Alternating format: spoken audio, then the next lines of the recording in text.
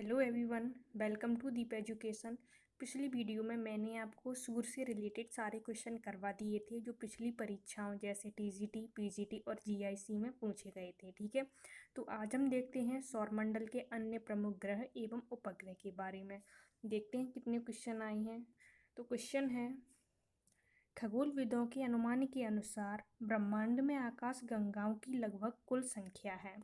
Option है 100 से 200 अरब, 250 से 300 अरब, 300 से 350 अरब या 350 से 400 अरब। तो ब्रह्मांड में आकाश गंगाओं की कुल संख्या है 100 से 200 अरब। ठीक है, हमारा आंसर है ऑप्शन ए। अन्य तथ्य देखते हैं, खगोलविदों के अनुमान के अनुसार ब्रह्मांड में आकाशगंगाओं की कुल संख्या लगभग 100 से 200 अरब है। ओके, आकाशगंगा असंख्य तारों का एक पुंज होता है। हमारी आकाशगंगा को मंदाकिनी कहा जाता है और एंड्रोमेडा जो आकाशगंगा है वो सबसे निकट की आकाशगंगा है। ठीक है, नेक्स्ट क्वेश्चन है, ग्रहों के दीर्घ वृत्ताकार पथ की जानकारी सर्वप्रथम किसने दी? गैलीलियो ने, केपलर ने, न्यूटन ने या कोपरनिकस ने? तो ग्रहों के दीर्घ वृत्ताकार पथ की जानकारी दी थी केपलर महोदय ने। हमारा आंसर है ऑप्शन बी। नेक्स्ट क्वेश्चन देखते हैं, सौरमंडल का सबसे बड़ा ग्रह है। ऑप्शन है पृथ्वी, बृहस्पति, शनि और मंगल। तो सौरमंडल का सबसे बड़ा ग्रह है बृहस्पति। हमारा आंसर है ऑप्शन बी। ठीक है, इसके बाद है शनि। चलिए नेक्स्ट है, सौर परिवार का विशालतम ग्रह है। तो अभी आपको बता दिया, तो इसका आंसर है ऑप्शन सी, बृहस्पति। ठीक है, नेक्स्ट क्वेश्चन देखते हैं, सूर्य का सबसे नज़दीकी ग्रह कौन सा है? शुक्र, बुध, बृहस्पति या मंगल? तो सूर्य के सबसे नज़दीकी जो ग्रह है वो है बुध। ठीक है, चलिए अन्य तथ्य देखते हैं, बुध सूर्य के सबसे निकट का ग्रह है। यह सौरमंडल का सबसे छोटा ग्रह भी है। अन्य तथ्य देखते हैं, सूर्य से बढ़ती हुई दूरी के अनुसार ग्रहों का क्रम है बुध, शुक्र, पृथ्वी, मंगल, बृहस्पति, शनि, अरुण, वरुण। ठीक है, ध्रुव तारे का संकेत सप्तऋषि तारामंडल से प्राप्त होता है। सौरमंडल में केवल 2 ग्रहों बुध और शुक्र के कोई उपग्रह नहीं है। ठीक है, आपको ये तो पता ही होगा। नेक्स्ट क्वेश्चन है, निम्नलिखित में से कौन ग्रह सूर्य से सबसे अधिक दूरी पर है? तो अभी आपको ऊपर बताया। चलिए ऑप्शन देखते हैं, वरुण या नेपच्यून, अरुण, यूरेनस, शनि या पृथ्वी? तो सूर्य से सबसे अधिक दूरी पर है वरुण। ठीक है, हमारा आंसर है ऑप्शन ए। देखिए इसमें देखते हैं, बुध, शुक्र, पृथ्वी, मंगल, फिर ये क्षुद्र ग्रह की पट्टी है, फिर बृहस्पति, शनि, अरुण और वरुण। ठीक है, नेक्स्ट क्वेश्चन, सूर्य के निकटतम ग्रह है शुक्र, बुध, मंगल, पृथ्वी? देखिए बार बार क्वेश्चन आ रहे हैं। ठीक है, तो सबसे निकट ग्रह है बुध। नेक्स्ट क्वेश्चन देखते हैं,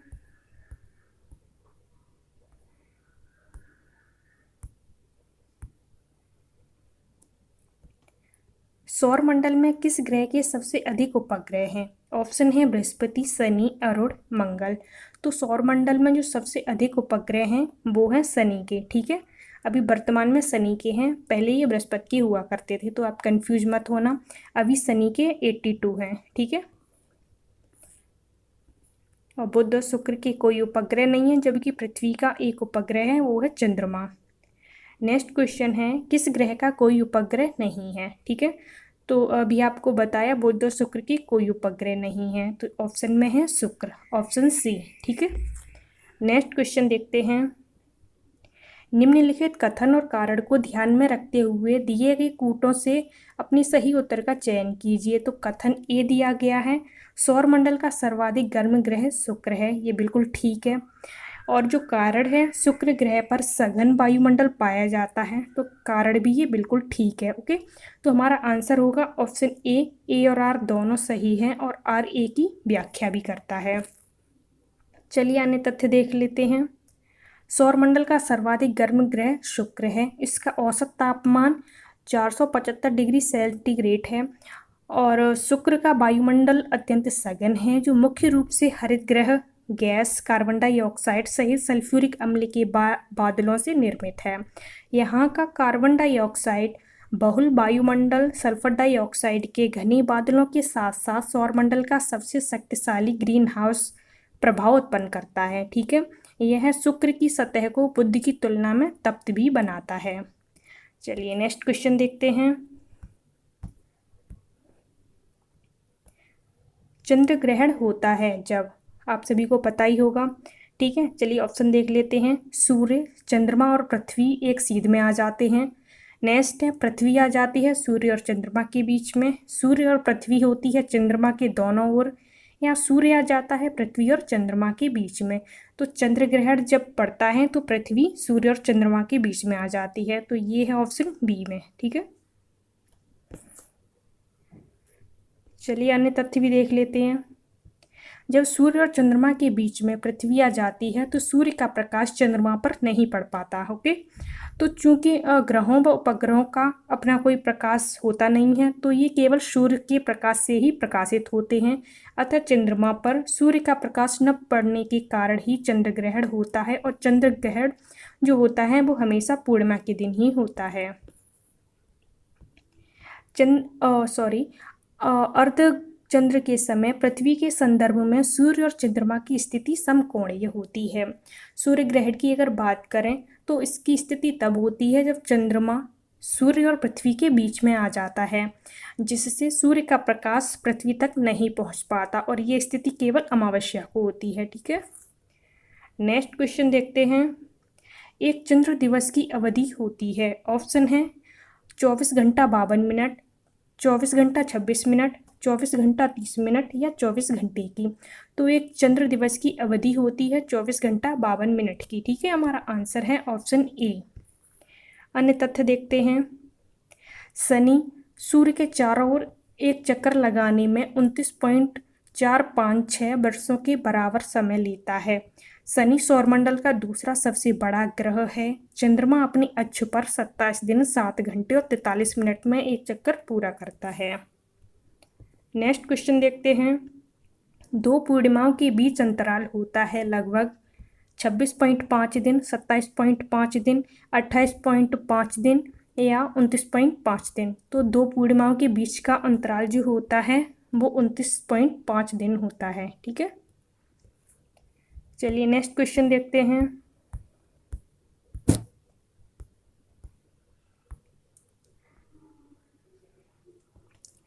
सूची 1 का सूची 2 के साथ मिलान करना है। चलिए मिलान करते हैं। तो एक तरफ ये उपनाम दिए गए हैं और दूसरी तरफ ये ग्रह दिए गए हैं, ठीक है। हरा ग्रह, तो हरा ग्रह ये कहा जाता है अरुण को, ठीक है। छल्लेदार ग्रह, तो छल्लेदार ग्रह कहा जाता है शनि को। और लाल ग्रह ये कहा जाता है मंगल को, ठीक है। और प्रातः और सांझ का तारा शुक्र को कहा जाता है। देखिए इधर फिर देख लें। हरा ग्रह ये कहा जाता है अरुण को, छल्लेदार ग्रह शनि को, लाल ग्रह मंगल को और प्रातः और सांझ का तारा शुक्र को, ठीक है। नेक्स्ट देखते हैं। मंगल तथा बृहस्पति ग्रहों के मध्य छोटे पिंडों को कहते हैं क्षुद्र ग्रह या इसे अवांतर ग्रह भी कहते हैं, ठीक है। निम्न ग्रह, उच्च ग्रह या पुच्छल तारा। तो मंगल और बृहस्पति ग्रहों के मध्य जो छोटे पिंड हैं उन्हें कहते हैं क्षुद्र ग्रह या अवांतर ग्रह या एस्टेरॉयड। अन्य तथ्य देखते हैं। मंगल तथा बृहस्पति ग्रहों के मध्य छोटे पिंडों को अवांतर ग्रह या क्षुद्र ग्रह या एस्टेरॉयड कहते हैं। ये मंगल और बृहस्पति की कक्षाओं के बीच सूर्य के चारों ओर परिक्रमा करते हैं, ओके। हैली पुच्छल तारा 76 वर्षों के अंतराल के बाद दिखाई देता है। इटली के खगोल शास्त्री पियाजे ने क्षुद्र ग्रह जो सिरस है इसकी खोज की थी। और पृथ्वी के निकट क्षुद्र ग्रह में एंटेस, अपोलोस, अमोर्स प्रमुख हैं। नेक्स्ट क्वेश्चन देखते हैं।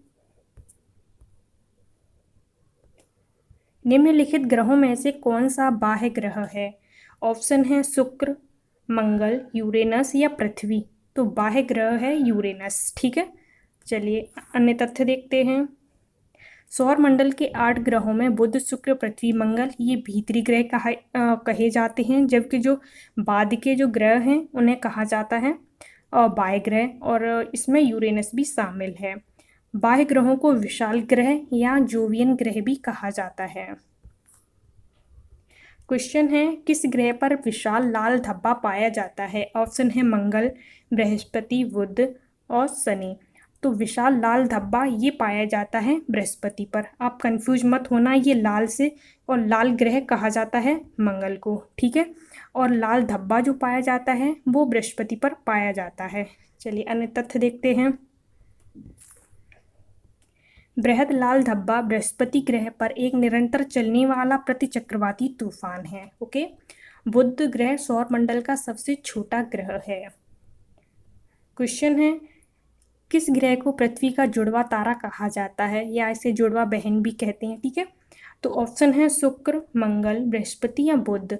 तो जुड़वा तारा या जुड़वा बहन कहते हैं शुक्र को। चलिए अन्य तथ्य देखते हैं। शुक्र ग्रह को पृथ्वी का जुड़वा तारा या जुड़वा बहन कहा जाता है। इसके साथ ही इस ग्रह को सर्वाधिक चमकीला ग्रह, सुबह और शाम का तारा भी कहा जाता है। मैगलन अंतरिक्ष यान को रडार मैपिंग मिशन के तहत शुक्र ग्रह पर वर्ष 1989 में भेजा गया था। नेक्स्ट क्वेश्चन है, भूमंडलीय स्थितिकी प्रणाली उपग्रह की पृथ्वी के केंद्र से ऊंचाई लगभग है। ऑप्शन है 20,200 किलोमीटर, 22,200 किलोमीटर, 36,200 किलोमीटर या 26,600 किलोमीटर। तो ये ऊंचाई है 36,200 किलोमीटर। हमारा आंसर है ऑप्शन सी, ठीक है। नेक्स्ट क्वेश्चन है, दूर संवेदन के बारे में निम्न में से क्या सत्य नहीं है। ऑप्शन देखते हैं। भू स्थिर उपग्रह लगभग 36,000 किलोमीटर की ऊंचाई पर पृथ्वी के चारों ओर चक्कर लगाते हैं। तो ये एकदम बिल्कुल सत्य है।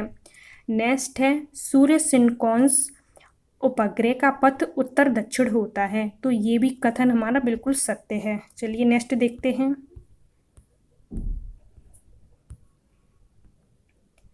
नेक्स्ट है, एक्स किरणें मुख्यतः दूर संवेदन में प्रयुक्त होती हैं।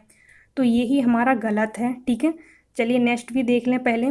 और इसरो ने सर्वप्रथम रूस से आर्यभट्ट का अंतरिक्ष में शुभारंभ किया था।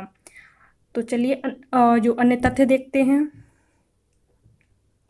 एक्स किरणों एवं गामा किरणों के विकिरण को वातावरण द्वारा अवशोषित कर लिया जाता है। अतः दूर संवेदन में मुख्यतः माइक्रोवेव का एवं कुछ रडारों में रेडियो तरंगों का उपयोग किया जाता है, न कि एक्स किरणों का, ठीक है।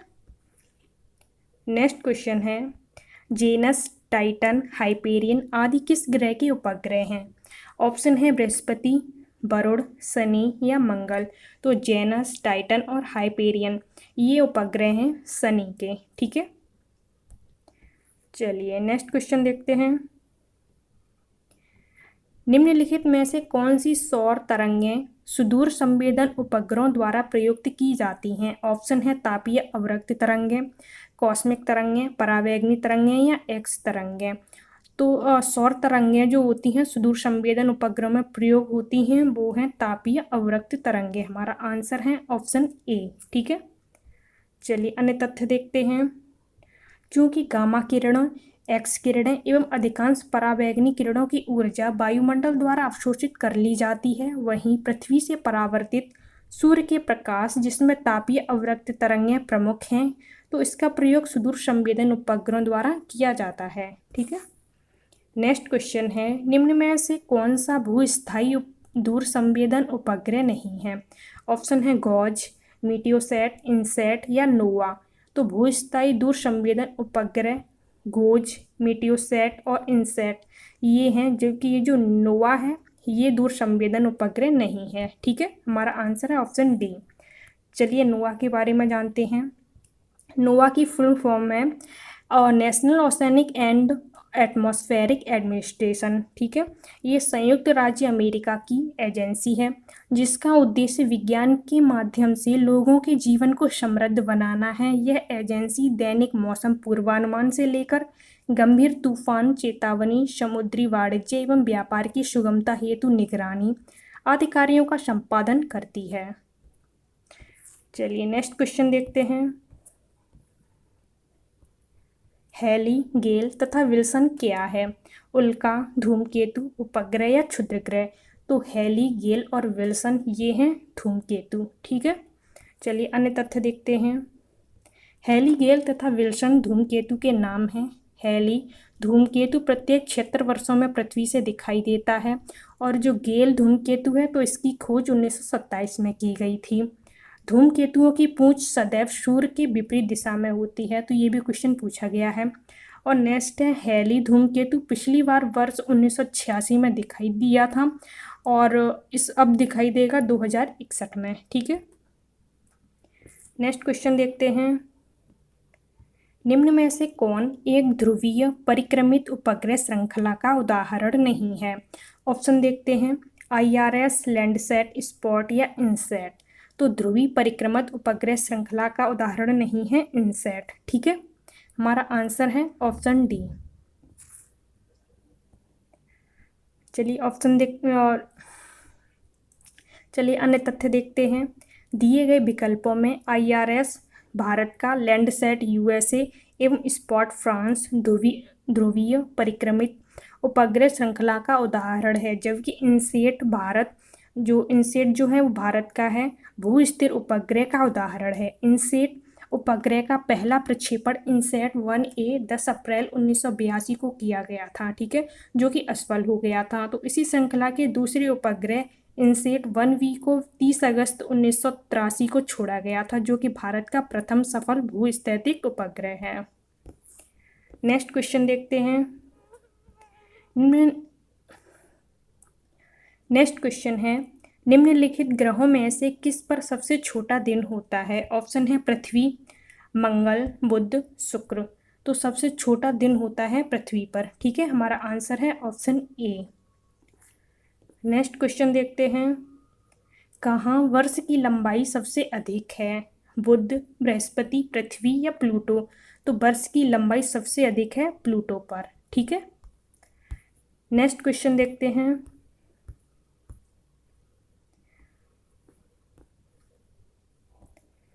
निम्नलिखित कथनों की जांच कीजिए और नीचे दिए गए कोड का इस्तेमाल करके सही उत्तर का चयन कीजिए। पहला है सफ़ेद ड्वार्फ बहुत छोटे सितारे होते हैं, ये बिल्कुल ठीक है। नेक्स्ट है सफ़ेद ड्वार्फ का घनत्व किसी भी ज्ञात स्थलीय पदार्थ से अधिक होता है, तो ये भी बिल्कुल ठीक है। नेक्स्ट है उनका घनत्व पानी के 10 लाख गुना हो सकता है, तो ये भी बिल्कुल ठीक है। और नेक्स्ट है ड्वार्फ के 1 चम्मच पदार्थ का भार 10 क्विंटल हो सकता है, तो ये भी बिल्कुल ठीक है। ओके, चलिए ऑप्शन में देखते हैं। तो ऑप्शन में है ऑप्शन ए 1, 2, 3 और 4, ये सभी ठीक हैं। चलिए अन्य तथ्य देखते हैं। सफ़ेद ड्वार्फ्स अत्यधिक छोटे सितारे होते हैं जो सूर्य जैसे तारों का नाभिकीय ईंधन समाप्त होने की स्थिति में गुरुत्वीय संकुचन से बनते हैं। एक सामान्य सफ़ेद ड्वार्फ सूर्य की तुलना में लगभग आधा वजनी होता है, जबकि इसका आकार पृथ्वी से कुछ ही बड़ा होता है। जैसे सफ़ेद ड्वार्फ का घनत्व 1 × 10⁹ किलोग्राम प्रति घन मीटर तक हो सकता है, जो कि पृथ्वी पर पाए जाने वाले किसी भी ज्ञात स्थलीय पदार्थ से अधिक है। इसका घनत्व पानी का घनत्व है 1000 किलोग्राम प्रति घन मीटर से 10 लाख गुना हो सकता है तथा इसके 1 चम्मच पदार्थ का भार 10 क्विंटल या अधिक हो सकता है। ठीक है, वस्तुतः सफ़ेद ड्वार्फ या बौने तारे घनत्व की दृष्टि से ब्रह्मांड के सर्वाधिक घने निकायों में से एक हैं तथा इनके अधिक घनत्व केवल न्यूट्रॉन तारों एवं ब्लैक होल का होता है। नेक्स्ट क्वेश्चन देखते हैं। निम्नलिखित कथनों का परीक्षण कीजिए, नीचे दिए गए कोड का प्रयोग करके सही उत्तर का चयन कीजिए। पहला है सौरमंडल के सभी ग्रहों की संरचना भिन्न भिन्न होती है, बिल्कुल ठीक है। नेक्स्ट है ग्रहों की संरचना सूर्य से दूरी से संबंधित प्रतीत होती है, ये भी बिल्कुल ठीक है। ओके, नेक्स्ट है सूर्य के समीपी ग्रह चट्टानों और धातुओं से निर्मित थे जो उच्च तापमान पर क्रिस्टलीकृत हो चुके हैं, ये भी बिल्कुल ठीक है। नेक्स्ट है बाह्यतम ग्रह तत्वों से बने हैं जो उच्च तापमान पर ठोस में बदल चुके हैं, तो ये कथन गलत है। ठीक है, जो आंतरिक ग्रह हैं वो उच्च तापमान एवं ठोस में बदल चुके हैं, जबकि बाह्य नहीं, तो ये चौथा गलत है। तो हमारा आंसर है 1, 2 और 3, तो ये होगा ऑप्शन सी में। ठीक है, चलिए आज इतना ही रखते हैं। Thanks for watching the video. Please like and share and subscribe my channel. Thank you.